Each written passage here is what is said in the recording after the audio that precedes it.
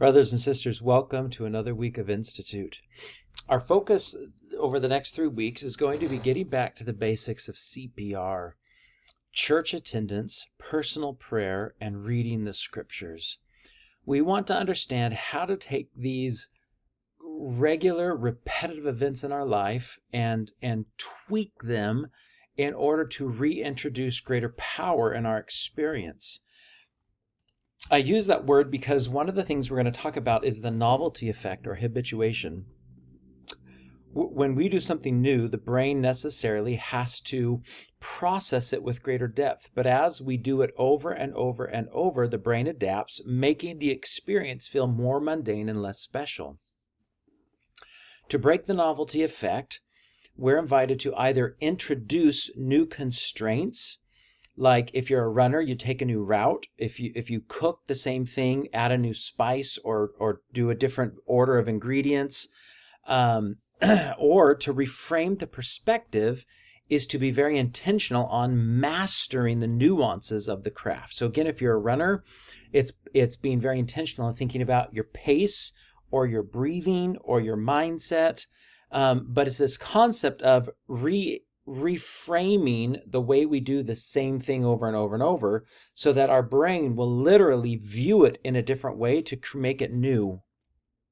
And so this week, as you think about church, right? Church, there's 2 weeks of general conference and 2 weeks of state conference, typically, which makes 48 weeks of sacrament meeting. 48 times, however many years you've been going to church, that's a lot of repetitive experiences of the sacrament, speakers, and classes. And so the question is, how do we break the novelty effect by introducing new constraints or reframing the perspective so that the sacrament and our church experience is new, it feels fresh and exciting? I'd invite you then to just pause the video on your own or as a group to ponder and ask yourself, what is your current church experience? And what is 1 or 2 things you could intentionally do this Sunday in order to break the novelty effect and allow the church experience to feel fresh again, to feel new?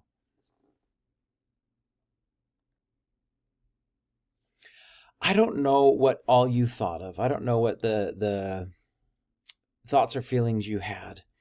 But I will share that as we had this conversation, some of the ideas that came to us, and I didn't put this one down, but one is even just sitting in a new spot each week. It requires our brain to see things from a new angle and hear it from a slightly different perspective.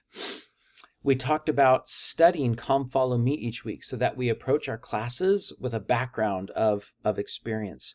We talked about arriving early and prayerfully looking for someone that you can introduce yourself to or just talk to, build a relationship with. Someone new, right? Not the same person you talk to each week. We talked about during the sacrament, certainly praying, reflecting, but maybe something new to reframe is to look through this ward list and learn the names of those in your ward. Look at the actual people and prayerfully think about these individuals. We talked about, as we go to lessons, really following along, putting our phone away, or just having scriptures open, really following along and answering, thinking, responding, right? Being connected. We talked about singing, that in our sacrament services to really intentionally sing the hymns as praise and then keep the hymn book open and review the message, review the teachings and see what we learn and feel and experience. These are just some of many, many thoughts, my friends. But my invitation is this.